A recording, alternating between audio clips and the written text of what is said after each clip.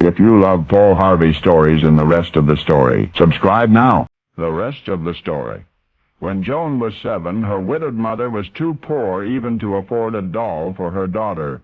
In its place, Joan cheerfully accepted a hot water bottle. Ever since that day, Joan did things her way. In high school, when the boys ignored her, she bolstered her pride by becoming an honor student, graduating with a 93 average. She said, "You can't be dumb and survive." She did it her way. For as long as she could remember, Joan had but one driving ambition: to become an actress. She secretly saved her nickels and dimes for drama courses. She managed to land supporting roles in summer theaters. When her drama coach asked the class for freestyle interpretations, Joan chose to impersonate a chocolate chip cookie.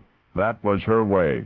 When Joan believed she was ready to strike out on her own to try for the big time, she took an apartment in New York City with a girlfriend her mother had approved of.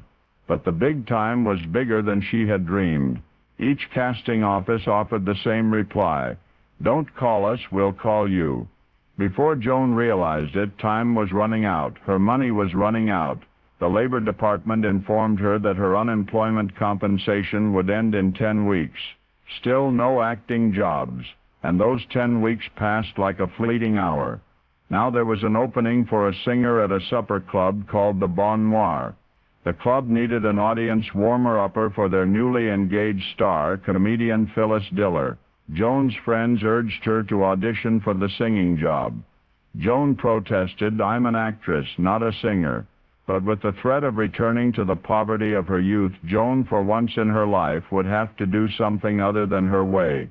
Actress Joan reluctantly kept that singing audition.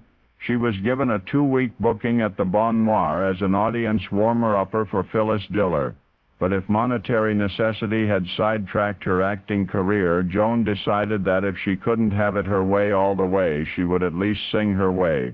The Bon Noir management informed their fledgling vocalist that she would have to open with an attention-getter, a slam-bang song to simmer her listeners. Joan said no. She said that wasn't right at all. She said the best way to lure an audience was to soothe them, to underplay. She would open with a soft, seductive ballad. With a collective arched eyebrow, the Bon Noir managers asked Joan how she intended to follow that. Joan suggested a children's song, "Who's Afraid of the Big Bad Wolf?" The managers shook their heads. "It's her funeral," they said.